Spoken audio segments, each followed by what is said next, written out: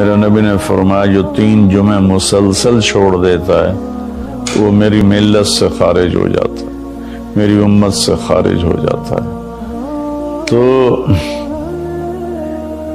میں اپیل کروں گا ان بہن بھائیوں سے جو نماز میں سستی کرتے ہیں، کم از کم جمعہ ضرور پڑھ لیا کریں۔ عورتوں پہ جمعہ فرض نہیں ہے، مردوں پہ فرض ہے۔ تو میں کہا کرتا ہوں جو دوست ملتے ہیں جی نماز نہیں پڑھی جاتی، تو میں ان سے کہتا ہوں ایک نماز 5 میں سے طے کر لو اور ایک جمعہ طے کر دو، 2 نمازیں شروع کر دو۔ جس نے بھی اس پہ عمل کیا وہ 5 وقت کا نمازی بن گیا۔ تو جمعہ کی نماز کے بعد جمعہ سے جمعہ تک کے جتنے گناہ ہوتے ہیں وہ اللہ تعالیٰ معاف فرما دیتے ہیں، اور جو جتنی جلدی جا کے بیٹھتا ہے امام کا خطبہ سننے کے لیے اس کو اتنا زیادہ اجر ملتا ہے۔ تو آج رمضان کا پہلا جمعہ ہے کہ ہم اس کا اہتمام کریں۔ رمضان المبارک میں جنگ بدر ہوئی، 17 رمضان جمعے کا دن، اور اللہ نے قیامت کو بھی جو قائم کرنا ہے جمعے کا دن۔ تو ہر دن اللہ کی بارگاہ میں بابرکت ہوتا ہے اگر ہم اس میں اللہ کی مان کے چل رہے ہیں، اور رمضان شریف میں خاص طور پر، اور پھر جمعہ ہو تو خاص طور پر اس میں ہم اپنے عبادت کو بڑھائیں۔ درود شریف جمعے کے دن کا مبارک عمل ہے کثرت سے درود شریف پڑھنا، اور 300 دفعہ جو درود شریف پڑھ لیتا ہے وہ کثرت میں شمار ہو جاتا ہے، اوپر کی کوئی حد انتہا نہیں ہے۔ ہمارے ایک رشتہ دار تھے، وہ انتقال ہو گیا، اللہ ان کو درجے بلند کرے۔ وہ روزانہ ایک دن میں 10,000 دفعہ درود شریف پڑھا کرتے تھے، ہر وقت تسبیح ان کے ہاتھ میں ہوتی تھی، اور روزانہ 10,000 دفعہ درود شریف پڑھا کرتے تھے۔ تو میرے بہن بھائیوں، میرے عزیزوں، اللہ تعالیٰ نے ہمیں ہر نماز کی بڑی اہمیت بتائی ہے، ہر نماز کی، لیکن خاص طور پر جمعے کی بڑی فضیلت ہے، اور جمعہ بھی رمضان المبارک کا ہو تو اور زیادہ وہ باعث برکت ہے، قابل رحمت ہے۔ تو روزے کا بھی اہتمام ہو اور ساری نمازوں کا اہتمام فرمائیں، کوئی باجماعت پڑھنے کی کوشش کریں، کوئی جماعت سے رہ جائے تو پھر اس کو چھوڑیں نہیں، اسے ضرور پڑھ لیں، کہ نماز کی اللہ تعالیٰ نے جتنی تاکید قرآن میں کی ہے اور کسی کی اتنی تاکید نہیں کی، اور اللہ تعالیٰ نے 10 دفعہ اقیموا الصلاۃ اقیموا الصلاۃ اقیموا الصلاۃ وآتوا الزکاۃ، تو 10-12 دفعہ اللہ نے قرآن میں براہ راست حکم کیا اقیموا الصلاۃ وآتوا الزکاۃ۔ اور ادھر اللہ پاک کی رحمت کے دروازے کھلے ہوئے ہیں، اللہ کا عرش پہلے آسمان پر ہے، جنت کے دروازے کھل چکے ہیں، جہنم کے دروازے بند ہو چکے ہیں، اور میرے نبی کا فرمان ہے کہ اگر میری امت کو پتہ چل جائے رمضان کیا ہے تو تمنا کریں گے کہ سارا سال ہی رمضان ہو، اتنی اللہ کی رحمت ہوتی۔ اللہ نے فضل فرمایا، صرف 1 مہینے کے لیے ہمیں اللہ تعالیٰ نے اس کا پابند کیا۔ تو میرے بھائی بہنوں، اس مہینے کو قیمتی بناؤ، کسی سے ہم لڑے ہوئے ہیں ہم صلح کر لیں، مرنے والے سے پوچھو کہ لڑائی کا کیا نقصان ہوتا ہے، مرنے والے سے پوچھو دنیا کی دوڑ کا کیا نقصان ہوتا ہے، مرنے والے سے پوچھو ماں باپ کی نافرمانی کا کیا انجام ہوتا ہے۔ امام بخاری رحمۃ اللہ علیہ نے ایک واقعہ نقل کیا ہے کہ ایک گاؤں میں ایک نوجوان کو دفن کیا گیا، تو عصر کے بعد اس کی قبر پھٹتی اور وہ قبر سے نکلتا، اور اس کا چہرہ گدھے کا ہوتا تھا، اور وہ 3 دفعہ گدھے کی آواز میں آواز نکالتا تھا، پھر وہ قبر میں گرتا تھا، قبر مل جاتی تھی۔ تو لوگوں نے اس کی ماں سے پوچھا کہ یہ کیا چکر ہے؟ تو اس کی ماں نے بتایا کہ شرابی تھا، شراب پیتا تھا، تو میں اسے روکتی تھی نہ پیا کر، تو آگے مجھے کہتا تو کیا گدھے کی طرح آوازیں نکالتی رہتی ہے، مجھے نہ سنایا کرو۔ تو اللہ تعالیٰ نے تھوڑا سا اس کا انجام دکھا دیا کہ ماں باپ کو اس طرح تکلیف دینے سے کیا ہوتا ہے۔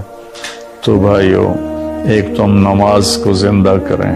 میرے نبی نے کہا جعلت قرۃ عینی فی الصلاۃ، نماز روزے سے بڑا فرض ہے، میری آنکھوں کی ٹھنڈک نماز میں ہے۔ اور جب آپ دنیا سے تشریف لے جا رہے تھے تو آپ نے پورے دین کو 2 لفظوں میں بیان کیا، ایک ہے حقوق اللہ، ایک ہے حقوق العباد، اور ایک ہے بندگی اور ایک ہے معاشرت۔ تو آپ نے فرمایا الصلاۃ، جب آپ دنیا سے تشریف لے جا رہے تھے آپ نے حضرت اماں عائشہ رضی اللہ عنہا علیہ السلام کے سینے پر یوں سر رکھا ہوا تھا، اس طرح کر کے ایسے، اور اماں عائشہ نے آپ کو سہارا دیا ہوا تھا، اپنے سینے پر لٹایا ہوا تھا۔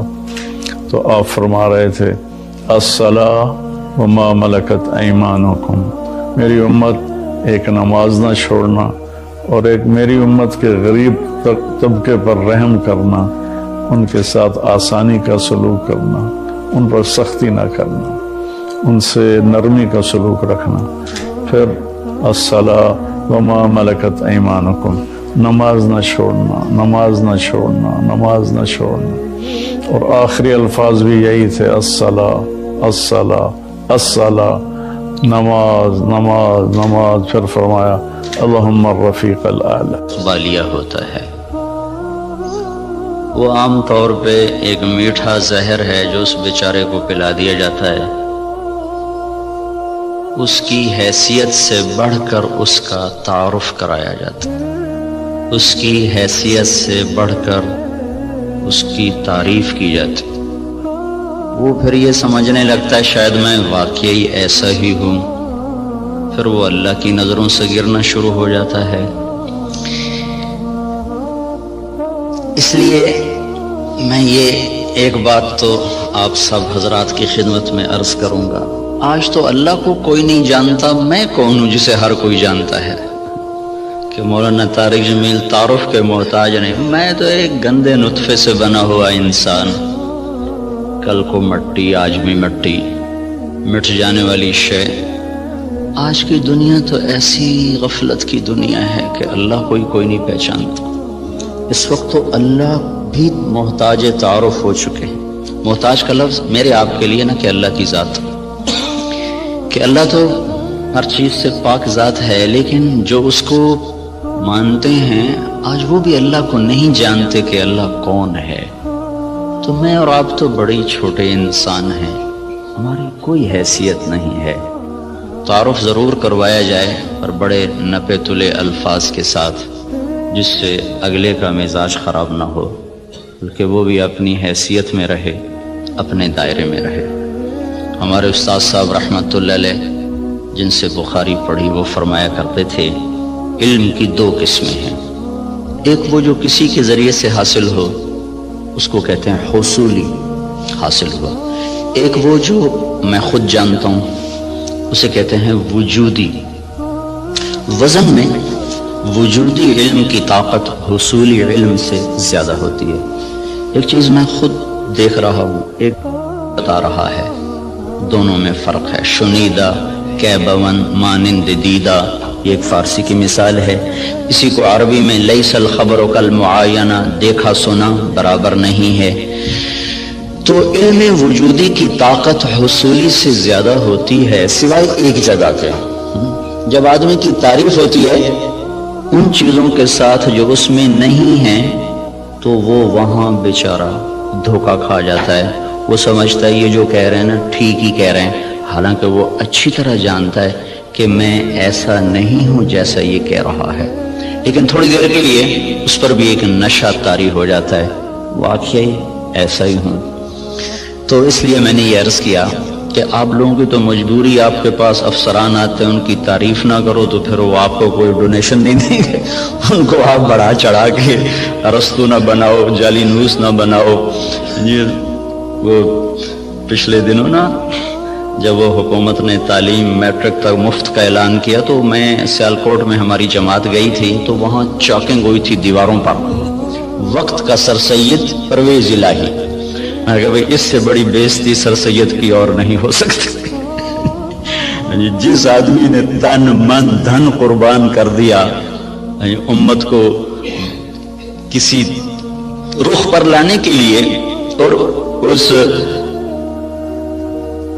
گرداب سے نکالنے کے لیے کہ یہ کچھ دنیا کو بھی سمجھنے والے بنے۔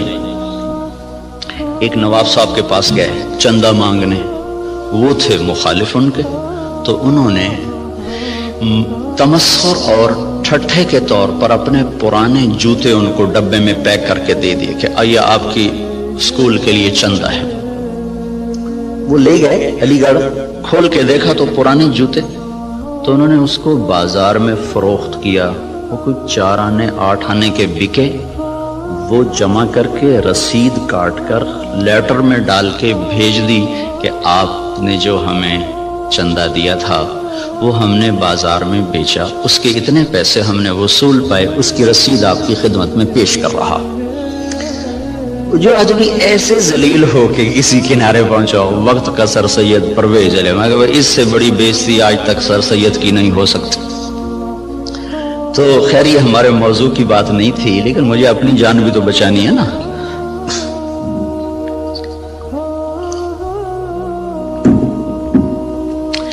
اللہ تبارک و تعالیٰ نے ہمیں ایک ذہن دیا ہے۔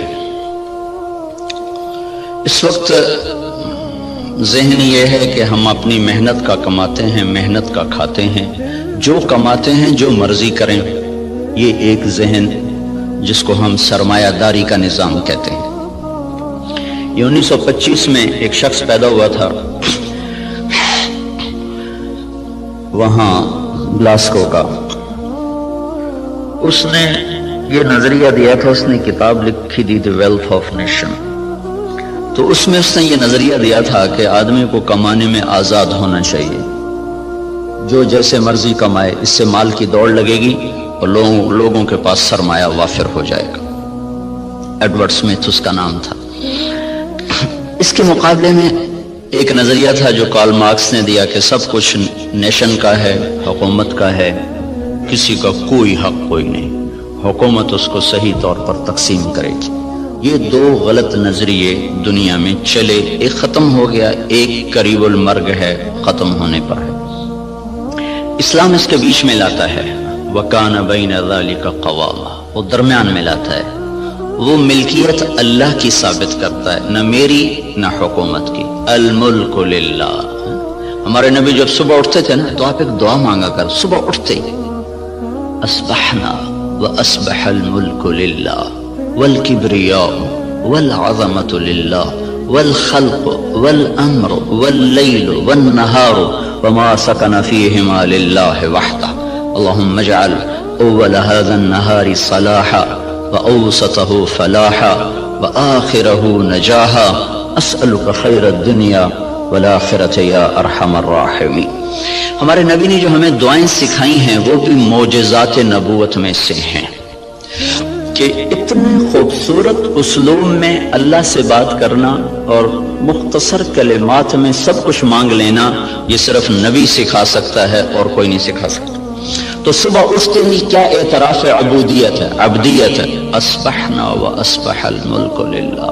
میرے رب، ساری کائنات جس پر دن چڑھ رہا ہے وہ تیری ہی ہے، ساری عظمتیں، جلال و کبریا وہ تیرے لیے ہے، ساری مخلوق، سارا کچھ وہ تیرا ہی ہے، زمین آسمان جو اس کے درمیان ہے وہ سب کچھ تیرا ہے۔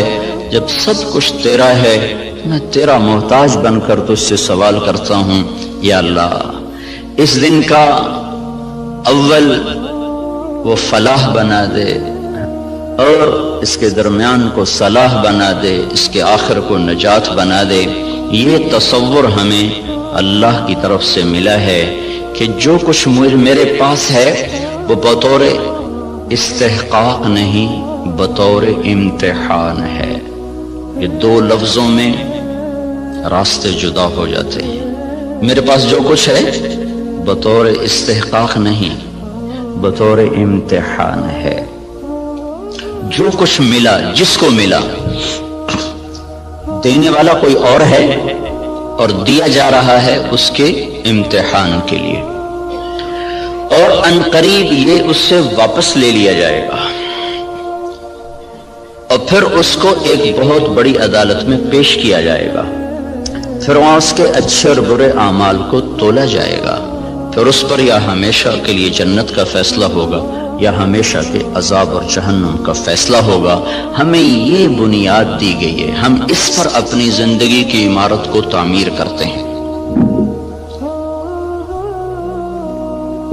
وہ بادشاہ وقت بھی ہے، تو اگر وہ دین کو سمجھتا ہے تو وہ کبھی یہ دعویٰ نہیں کرے گا کہ ملک میرا ہے۔ یہ دعویٰ فرعونی ذہن کے لوگ کرتے ہیں، الیس لی ملک مصر وہذہ الانہار تجری من تحتی افلا تبصرون، مصر میرا ہے، نہریں میری ہیں، میں جو چاہے مرضی کروں۔ اس کے بدلے میں جس کو اللہ تعالیٰ ایمان کی دولت دیتا ہے وہ کہتا ہے ملک اللہ کا ہے، میں تو امانت دار ہوں، حکومت اللہ کی ہے، میں تو امانت دار ہوں، میں تو اس میں خیانت نہیں کر سکتا۔ عمر بن عبدالعزیز کے بچوں نے ماں سے کہا کپڑے چاہیے، عید آ رہی، انہوں نے خاوند سے کہا، اور عمر بن عبدالعزیز 3 بر اعظم پر حکمران ہیں، میں بیت المال ایسا بھرا کہ نہ بعد میں کبھی بھرا نہ پہلے کبھی بھرا۔ تو انہوں نے بیوی نے عرض کیا کہ بچے کپڑے مانگ رہے ہیں، تو انہوں نے فرمایا میرے پاس تو پیسے کوئی نہیں۔ اس سے پہلے خلفاء نے خزانے کو استعمال کیا جیسے چاہا، انہوں نے اپنا سمجھ لیا تھا، دھوکہ کھا گئے۔ ایک ایمان والا آیا، اللہ سے ڈرنے والا آیا، اس نے کہا الملک للہ، کہا فاطمہ یہ تو دولت میری نہیں ہے، یہ تو امانت ہے، میرے پاس پیسے نہیں، میں کپڑے کہاں سے لے کر دوں؟ بیوی نے کہا اگلے مہینے کی تنخواہ ایڈوانس لو، میں اس سے کپڑے سی لوں گی، روٹی کا خرچہ میں گھر بیٹھے مزدوری کر کے نکال لوں گی۔ چلنے گئے ہاں یہ میں کر سکتا ہوں۔ تو انہوں نے اپنے خزانچی کو بلا کے فرمایا کہ ہمیں اگلے مہینے کا خرچہ، اگلے مہینے کی تنخواہ ہمیں ایڈوانس دے دی جائے۔ تو خزانچی نے کہا اب مجھے اگلا مہینہ زندہ رہنے کی ضمانت دے دے، میں آپ کو تنخواہ دے دیتا ہوں۔ تو وہ چپ کر کے واپس آ گئے اور اپنی بیوی سے کہا فاطمہ، یہ فاطمہ عبد الملک کی بیٹی ہے، یہ عورت دنیاوی نسبت کے لحاظ سے اس جیسی معزز خاتون دنیا میں آج تک نہیں آئی، آئندہ کوئی آئے جائے تو پتہ نہیں، آج تک دنیاوی نسبت کے لحاظ سے اس خاتون جیسی کوئی عورت نہیں پیدا ہوئی۔ اس کا دادا بادشاہ تھا، اس کا باپ عبد الملک بادشاہ تھا، اس کے 4 بھائی ولید، سلیمان، یزید، ہشام، چاروں بادشاہ بنے، اس کا خامد عمر بن عبدالعزیز وہ بادشاہ بنا۔ یہ عورت 7 نسبتوں سے شہزادی تھی، دادے سے لے کر باپ، 4 بھائی، خامد، ایسی نسبت کی عورت آج تک نہیں پیدا ہوئی۔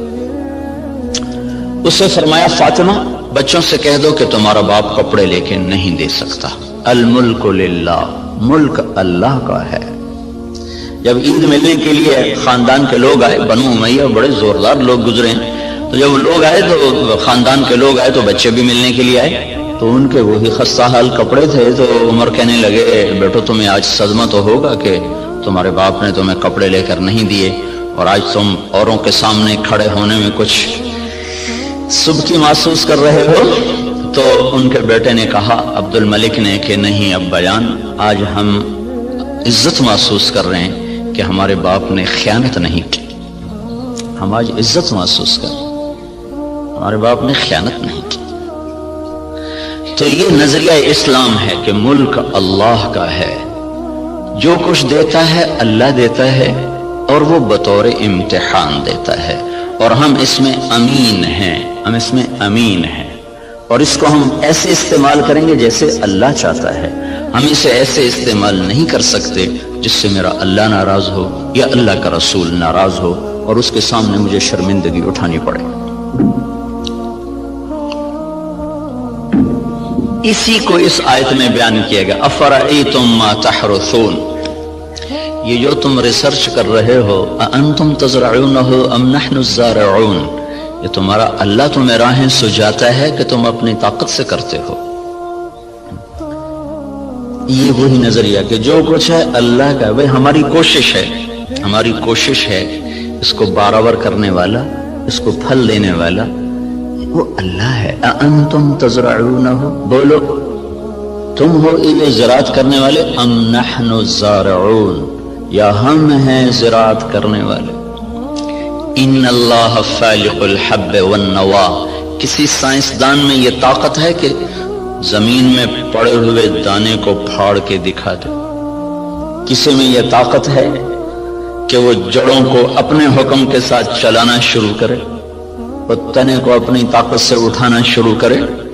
کسی میں یہ طاقت ہے کہ وہ زمین کی رگوں سے غذا کو سمیٹ کر درخت کو پہنچائے اور پھر اس کے اندر رنگ بھرے، اس کے اندر ذائقے بھرے، اس کے اندر مٹھاس بھرے اور اس کے اندر تاثیرات کو بھرے، اس کے اوپر چھلکے کو لائے، کسی کو کاشوں میں بھر دے، کسی کو دانوں میں بھر دے، کسی کو میں گٹھلی بنا دے، کسی کو میں مٹھاس ڈال دے، کسی میں کھٹاس ڈال دے؟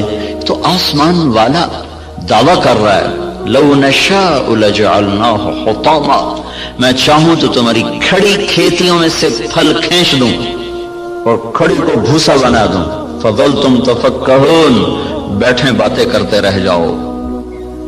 انا لمغرمون، ارے قرضے چڑھ گئے بھائی، بل نحن محرومون، بلکہ سب کچھ چھپ گیا، مول ہی گیا۔ تو یہ ہمیں نظریہ قرآن دیتا ہے کہ ہم جو کچھ کرتے ہیں وہ اللہ کی امانت ہے، تائید ربانی شامل حال ہے، اللہ کا ہم ساتھ ہے، تب یہ قدم ہمارے اٹھتے ہیں۔ اس نظریے والے کی تحقیق اور ریسرچ پر بھی وہی کچھ ہوتا ہے جو ایک کافر کی ریسرچ پر ہوتا ہے۔ تو فرق کیا ہے اس نظریے کے ساتھ ایوب ریسرچ آنا اور اللہ کے انکار کے ساتھ کسی لیبارٹری میں جانا؟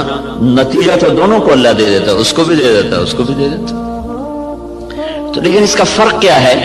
اس کا فرق پڑتا ہے عملی زندگی میں کہ جو آدمی اپنا سب کچھ کر کے چلتا ہے پھر وہ آزاد ہو کے چلتا ہے، وہ اپنی ترتیب زندگی میں نہ اللہ کو پہچانتا ہے نہ اس کے رسول کو پہچانتا ہے، اور جو اسے اللہ کی امانت سمجھ کے چلتا ہے اس کی ترجیحات تبدیل ہو جاتی، وہ اللہ اس کے رسول کو سامنے رکھ کر چلتا ہے اور وہ آخرت میں اس جواب دہ ہونے کے احساس سے چلتا ہے۔ یہ دو سوچ ترجیحات کو تبدیل کر دیتی ہے، ان کی سوچ اور طرف چلی جاتی ہے، وہ حرص و ہوس کے بندے بن جاتے ہیں، اللہ اس کے رسول سے غافل ہو جاتے ہیں۔ یہ قدم قدم پہ لرز لرز کے چلتا ہے، کانپ کانپ چلتا ہے۔ یہ عملی زندگی میں پھر یہ نظریہ طاقتور بن کے انسانیت کو صحیح رخ پر لاتا ہے، جو آپ کے ڈاکٹر صاحب نے فرمایا کہ ہم ذلت و پستی کا شکار ہیں۔ وجہ دین سے دوری ہے، دین سے دوری کی وجہ نظریات کمزور ہو چکے ہیں، تصورات کی دنیا میں اللہ نہیں بس رہا، اللہ کا رسول نہیں بس رہا، جنت اور جہنم کا تصور موجود نہیں ہے، اس لیے قدم بہک گئے، راستوں سے بھٹک گئے، ترتیب ساری الٹی ہو کے رہ گئی۔ تو اللہ تعالیٰ ہمیں یہ ذہن دیتا ہے تم اگاتے ہو کہ اللہ اگاتا ہے۔ جہاں آپ کی ساری زراعت فیل ہو جائے، انس رضی اللہ تعالیٰ عنہ کو ان کی ماں لے کر آئیں، یا رسول اللہ آپ کا بچہ ہے، آپ کی خدمت کرے گا، اس کے لیے دعا کرنا۔ تو آپ نے فرمایا اللہم بارک لہو فی عمرہ ومالہ، اللہ اس کے مال میں عمر میں برکت دے دے۔ تو انس رضی اللہ عنہ فرمایا کرتے تھے کہ اللہ تعالیٰ نے مجھے اتنی زندگی دے دی کہ اب میں زندگی سے تنگ آ گیا، اللہ کے نبی نے لمبی عمر کی دعا دی۔ اور ساری دنیا میں کھجور کا پھل سال میں ایک دفعہ پھلتا ہے، کھجور کا درخت، لیکن انس رضی اللہ تعالیٰ عنہ کا باغ سال میں 2 دفعہ پھل دیتا تھا۔ وہ گرمی میں بھی پھل لیتا تھا، سردیوں میں بھی پھل لیتا تھا، نہ ٹیکنالوجی تھی نہ سائنس نہ کچھ، صرف اللہ کے نبی کی دعا تھی کہ یا اللہ اس کے رزق میں برکت عطا فرما۔ تو ان کے پھل سال میں 2 دفعہ آتے تھے۔ وہ کھجور تو ویسے ہی بہت دیر کے بعد پھل لیتی ہے۔ سلمان فارسی آئے کہ یا رسول اللہ آزادی تو ملی پر نہ ملنے کے برابر کا، کیوں؟ کہ وہ یہودی نے کہا ہے 100 پودے کھجور کے لگاؤ، جب وہ پھلدار ہو جائیں پھر تمہیں آزاد کروں گا۔ اب کھجور جلدی پھل لینے میں آ جاتی ہے، وہ تو وہی دور تھا جو پرانے زمانے کی کھجوریں تھی جو چل چل چڑھ چڑھ کوئی 10 سال کے بعد پھل دینا شروع کرتی تھی۔ تو میری آزادی تو پھر نہ ہونے کے برابر. اچھا چلو مجھے لے چلو. 3-4 سال پہلے وہ جگہ میں دیکھنے گیا تھا جہاں وہ باغ تھا. انہوں نے باڑ لگائی ہوئی ہے اس کے چاروں طرف. باغ تو نہیں ہے، وہ خالی جگہ پر ہے وہاں موجود. تو آپ نے کھجور اٹھاتے اور لگا دیتے، کھجور اٹھاتے لگا دیتے. سال کے اندر اندر ساری کھجوریں بڑھ کے پھل دینے لگے. صرف 1 سال. ایک کھجور اٹک گئی. یا رسول اللہ ایک کھجور نہیں اٹکی. کیا ہوا؟ تو حضرت عمر بولے یا رسول اللہ وہ میں نے لگائی تھی. کہ تیرا بھلا تو نے کیوں لگائی تھی؟ پھر آپ تشریف لے گئے، پھر آپ نے اپنے ہاتھ سے لگایا، سال کے اندر وہ پھلدار ہو گئی. اب یہاں ساری سائنس بھی فیل ہے، ٹیکنالوجی بھی فیل ہے. انتم تزرعونہ ام نحن الزارعون، تم اگاتے ہو کہ تمہارا اللہ اگاتا ہے، تم زراعت کرتے ہو کہ تمہارا اللہ کرتا ہے. زراعت کو پانی کے ساتھ جوڑا ہے تو اللہ تعالیٰ فرمایا افرأیتم الماء الذی تشربون انتم انزلتموہ من المزن ام نحن المنزلون. یہ پانی تم بارش کا برساتے ہو کہ تمہارا اللہ برساتا ہے. بارش نہ ہو تو آپ مجھ سے زیادہ جانتے ہیں کہ زمین کا پانی، دریاؤں کا پانی وہ تاثیر نہیں رکھتا جو اللہ نے بارش کے پانی میں تاثیر رکھی. زندگیوں کو زندگی مل جاتی ہے. وَتَرَى الْأَرْضَ حَامِدًا وَتَرَى الْأَرْضَ خَاشِعًا، 2 لفظ قرآن استعمال کرتا ہے. زمین کو دیکھو وہ ایسے پھٹی پڑی ہوتی ہے، حامدہ، اس کا ظاہر ختم ہو چکا ہوتا ہے. وَتَرَى الْأَرْضَ خَاشِعًا، اندر باہر سے زمین برباد ہوتی ہے. تو پھر ایک دم اللہ تعالیٰ آسمان سے پانی برساتا ہے. جب آسمان سے پانی اترتا ہے اہتزت وربت وانبتت من کل زوج بہیج، تو بارش سے زمین وجد میں آ جاتی ہے، رقص میں آ جاتی ہے. اہتزت جیسے خوشی سے لوگ جھومنے لگتے ہیں، ایسے جب تمہارا رب آسمان سے بارش برساتا ہے تو زمین خوشی سے جھومنے لگتی ہے کہ اللہ تعالیٰ اس میں وہ کچھ اتارتا ہے جو انسان کے بس میں نہیں ہے. تو زراعت کے نیچے پانی کو اللہ تعالیٰ لے کر آئے کہ یہ تم نے اتارا کہ تمہارے رب نے اتارا. لو نشاء جعلناہ اجاجا، اگر میں چاہوں تو دنیا کے سارے میٹھے پانی کو کڑوا کر دوں تو پھر کیا کرو گے؟ کہاں سے لاؤ گے پانی؟ تو آج کل تو ٹیکنالوجی کا دور ہے نا، کوئی کہہ سکتا ہے کہ ہم پلانٹ لگا لیں گے، میٹھا بنانا شروع کر دیں گے، پانی میٹھا شروع کر دیں گے. تو اسی ذہن کے لیے اللہ تعالیٰ نے ایک آیت اور اتاری ہوئی ہے، قل ارأیتم ان اصبح ماؤکم غورا فمن یاتیکم بماء معین. مجھے بتاؤ جب میں تمہارا پانی ہی ختم کر دوں تو کہاں سے لاؤ گے؟ ویسے ہی ختم کر دے.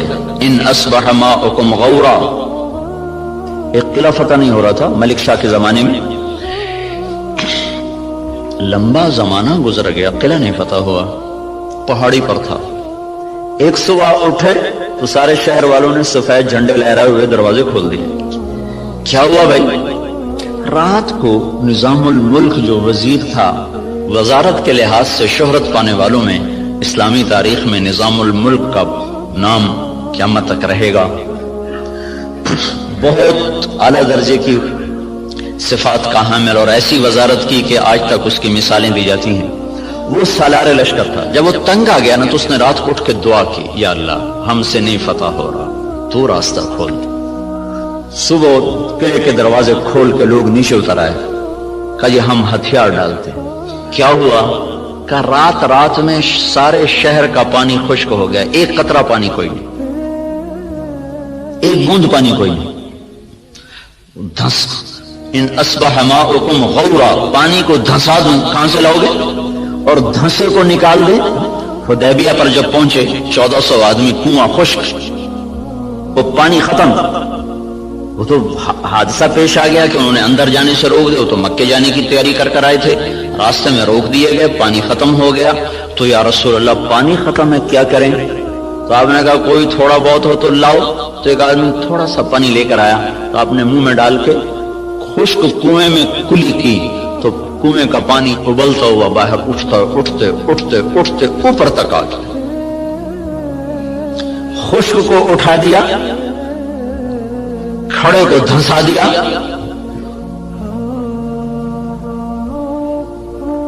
ایک شخص جا رہے ابو الحسن نام مجھے پوری طرح یاد نہیں، راستے میں تھے جنگل میں، پیاس لگی، پانی کی تلاش میں کنویں پر پہنچے،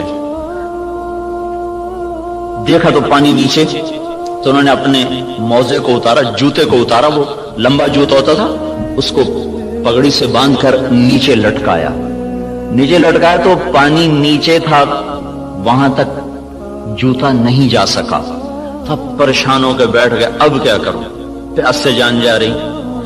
اتنے میں کہ ہرن دوڑتا ہوا آیا، اس نے آ کر تیزی کے ساتھ پہلے یوں نیچے نظر دوڑائی تو پانی بہت نیچے، پھر سیدھا ایسے آسمان کو دیکھا، ایسے یوں دیکھنا تھا کہ پانی فوارہ مارتا ہوا منڈیر کے ساتھ آ کے لگ گیا، تو اس نے پیا، انہوں نے بھی پیا، تو ان کو دل میں خیال آیا یہ کیا چکر ہے، یہ جانور اس کے لیے اتنا اکرام اور میں انسان اور ایمان والا، میرے لیے تو یہ ہوا نہیں، جانور کے لیے یہ ہو گیا۔ تو ایک آواز سنی تو رسی اور ڈول کے سہارے ڈھونڈتا رہا، اس نے سیدھا اپنے رب کو پکارا، اللہ پکارنے والوں کی ایسے ہی سنتا ہے۔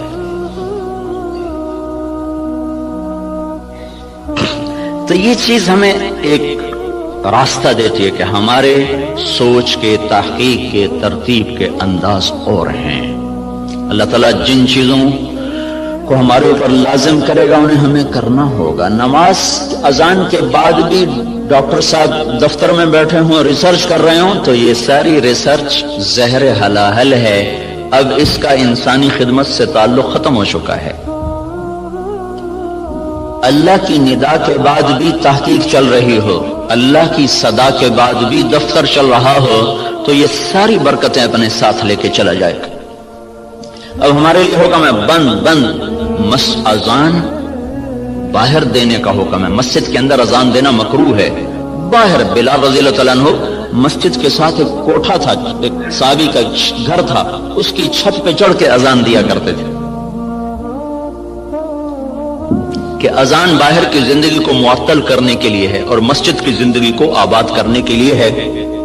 حی علی الصلاۃ کے بعد اب نہ کوئی دکاندار، نہ کوئی تاجر، نہ زمیندار، نہ کوئی مرد، نہ کوئی عورت، جو جہاں پر ہے اسے حکم ہے کہ ہاتھ اٹھا لے اور چلے اس رب کی طرف جو کہہ رہا ہے حی علی الصلاۃ، آؤ نماز کی طرف۔ یہاں کیا ملے گا؟ یہاں تو ہم بہت کچھ کام کر رہے ہیں، لوگوں کی خدمت کر رہے ہیں، ریسرچ کر رہے ہیں، یہاں کیا ملے گا؟ تو اس سوال کا جواب اگلے دو جملوں میں دیا گیا، حی علی الفلاح، آؤ یہیں سے کامیابی ملے گی۔ میں چند دن پہلے گیا تھا ذرا یونیورسٹی، وہاں ان کو قصہ سنایا تھا، ابن سینا رحمت اللہ علیہ، وہ طب کی دنیا میں یعنی نبی کہلاتے ہیں کہ ان پر طب کا الہام ہوتا تھا۔ اس شخص کا بنایا ہوا نظام طب اور اس کے قوانین آج بھی معتبر اور مستند سمجھے جاتے ہیں۔ 600-700 برس پہلے وہ شخص گزرا ہے جب اتنے آلات نہیں تھے، لیکن اس شخص میں ایک صفت تھی، جب کسی مسئلے میں اٹک جاتے تھے اور نہیں سمجھ میں آتا تھا تو چھوڑ کے نفل کی نیت باندھ کے کھڑے ہو جاتے اور سجدے میں سر رکھ کر کہتے اے رب میرے اوپر اس مسئلے کو واضح فرما دے۔ سجدے میں پڑھ نفل کی نیت باندھ کے سجدوں میں سر رکھ، اے میرے رب میں جاہل ہوں، میرے اوپر اس چیز کو منکشف فرما۔ پھر 1 دفعہ 2 دفعہ 3 دفعہ کرتے کرتے کرتے کرتے مانگتے مانگتے کا وہ چیزیں ان پر کھلتی تھیں، اور ایسا وہ لوگوں کو فن دے کر گئے ہیں کہ آج بھی ان کے فن کو تسلیم کیا جاتا ہے، اتنی تحقیقات کے باوجود بھی۔ تو آپ بھائی بہت بڑے کام میں لگے ہوئے ہیں، بہت بڑی ضرورت پوری کرنے میں لگے ہوئے ہیں۔ زراعت فرض کفایہ ہے، تجارت جائز ہے، تجارت کرنا جائز اور زراعت کرنا فرض کفایہ۔ اگر لوگ تجارت چھوڑ دیں تو گناہگار نہیں ہوں گے، لیکن اگر سارا طبقہ زراعت چھوڑ دے تو گناہگار ہو جائیں گے۔ علامہ خزائی رحمت اللہ علیہ نے لکھا ہے کہ زراعت کے چھوڑ دینے سے لوگ گناہگار ہو جائیں گے، یہ فرض کفایہ، جیسے جنازہ سارے چھوڑ دیں تو مجرم ہو جائیں گے، تو زراعت فرض کفایہ ہے۔ بہترین مال وہ پالتو گھوڑا ہے اور قطاروں میں لگے ہوئے درخت ہیں۔ قطاروں میں لگے ہوئے درخت سے مراد باغ ہے۔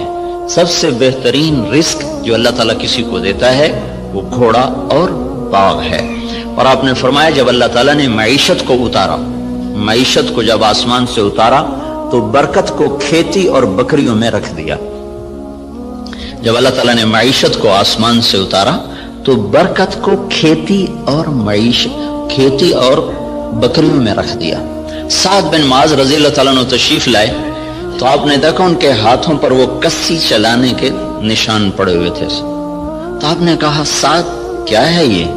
کہا جی یہ کسی کے نشان ہے، میں زمین کھودتا ہوں، گوڑی کرتا ہوں۔ گوڑی کرتے نا زمانے میں ہاتھوں سے کرنا، یا رسول اللہ وہ میں خود کرتا ہوں، اس کے کرنے کی وجہ سے یہ میرے نشان پڑ گئے ہیں، بچوں کی روٹی کماتا ہوں۔ تو آپ نے ان کا ہاتھ لے کر ایسے چوما اور کہا اس ہاتھ پر جہنم کی آگ حرام ہے۔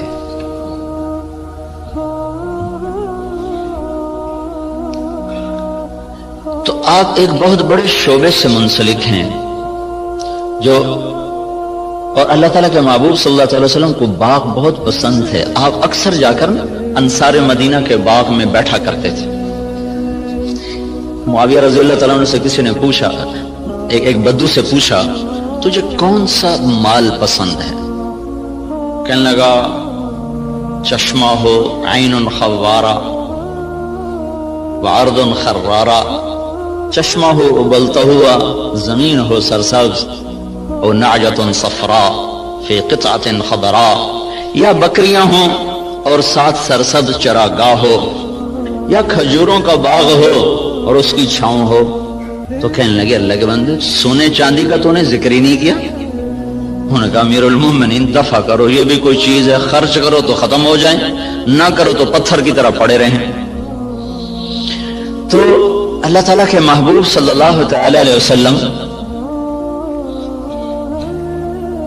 نے ان ہاتھوں کو چوما کہ ان پر جہنم کی آگ حرام ہے۔ اور معاویہ رضی اللہ تعالیٰ عنہ اتنی بڑی زراعت تھی کہ ان کے کھیت میں 5 لاکھ من گندم ہوتی تھی۔ جس زمانے میں یہ ایسی اقسام تیار نہیں ہوئی تھیں کہ جو ایکڑ میں 50 من ہو اور ایکڑ میں 60 من ہو۔ وہ ایک پرانی ہم نے بھی تھوڑی سی رکھی ہوئی ہے، باپ دادے کی 591، وہ بس ہم اپنے کھانے کے لیے 2 ایکڑ کاش کر لیتے ہیں، 15-20 من 1 ایکڑ سے وہ ہوتی۔ یہ اقسام نہیں تھی اور اس کے باوجود 5 لاکھ من گندم ان کے فارم سے نکالی جاتی تھی۔ اور عمر رضی اللہ تعالیٰ عنہ جب خلیفہ بنے تو انہوں نے اپنے ساتھ تھوڑا بہت اپنا کام کرتے تھے، تو چلتے چلتے چلتے ان کی سالانہ جو آمدن تھی وہ 40,000 اونٹ تھے۔ 40,000 اونٹ عمر رضی اللہ تعالیٰ عنہ کے سارا سال وہ چراگاہوں میں چرتے رہتے تھے، اور روزانہ 20 اونٹ ذبح کر کے مہمانوں کو کھلایا کرتے تھے، اور خود مہینے میں 1 دن گوشت کھاتے تھے، اپنی ذات کے لیے مہینے میں 1 دن گوشت، اور مہمانوں کے لیے روزانہ کا دستور تھا۔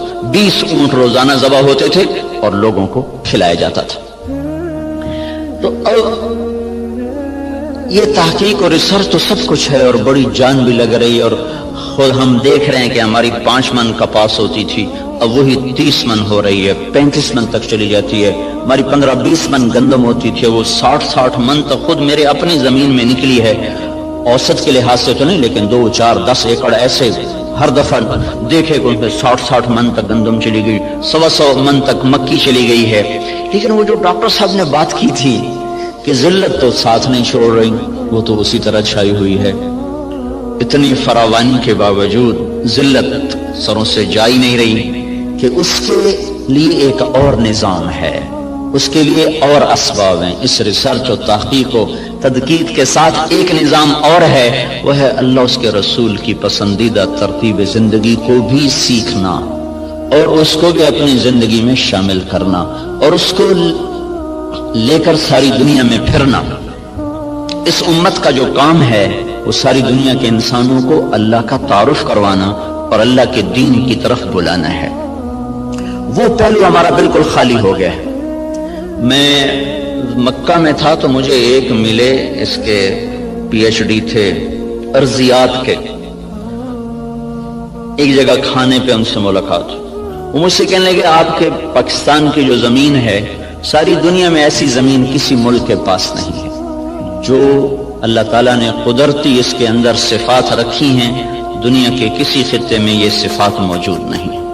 میں نے کہا آپ کی بات درست ہے، لیکن ایک اور ہمیں وائرس لگ گیا ہے جس نے ہماری ہر شے کو برباد کر دیا ہے، وہ بددیانتی اور خیانت کا وائرس ہے جو جان نہیں چھوڑ رہا۔ امریکن سنڈی بھی مر گئی اور کپاس کے وائرس کا بھی علاج ہوگا۔ تو بیوٹی کپاس میں نے اس دفعہ 10 ایکڑ کاشت کی تجربے کے طور پر، جس پر سنڈی ویسے ہی نہیں آئی، وہ نہیں آئی، ہم نے 10 ایکڑ کاشت کیا تجربے کے طور پر، اس پر سارے سیزن میں کوئی سنڈی کا اٹیک نہیں ہوا سوائے لشکری سنڈی کے۔